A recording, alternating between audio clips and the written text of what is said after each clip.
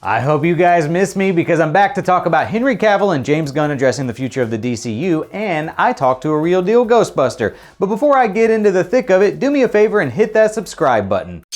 Ah, the best geek news.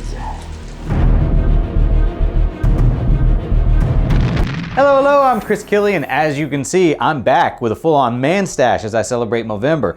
I'm sorry in advance, you're just gonna have to deal with it. Also, my apologies for being absent the last few weeks. We've tried to keep up the channel with news shorts and interviews, but I have literally done hundreds of interviews and it became next to impossible to produce the show, but I'm getting back to it. I'm only one man! As you've likely heard by now, there have been rumblings that Henry Cavill left The Witcher not because he's playing Superman, but because he wanted to make the show more faithful to the source material while the writers did not. Big mistake! Big! Because of this, there's now currently a petition on change.org that's reached nearly 150,000 signatures to have the writers fired and Henry rehired for the series.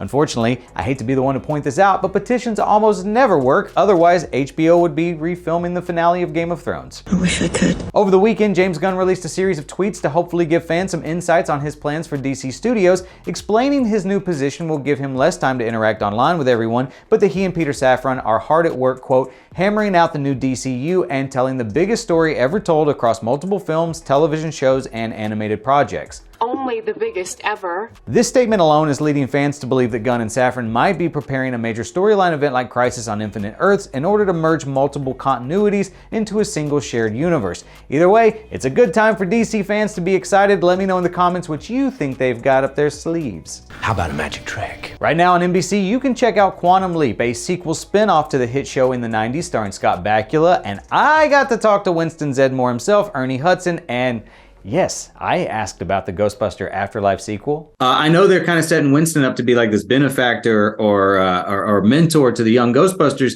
I'm just curious if you've had an opportunity to read the script yet, and if so, what do you think? Well, I did read a version, and I know, or I believe there's been some changes. I know that I'm pretty sure they're committed to doing another one coming up, and I'm very happy with it. And yeah, but I also know this is early on, so I'm excited about it. But I haven't negotiated anything. I haven't, and I never assume anything. I'm still assuming that Winston will be there, but people make strange choices. But I am happy though to have Ghostbusters, in my filmography, and I'm just really delighted when I see little kids 2 and 3 years old singing the song and being happy about it. As always, the full interview is available on our channel if you're interested in watching more than just that little morsel. Thank you guys so much for checking out the show today. I appreciate all your support, all the messages over the last few weeks. Definitely leave a comment and tell me if you're excited about the DCU, and I look forward to seeing you guys tomorrow.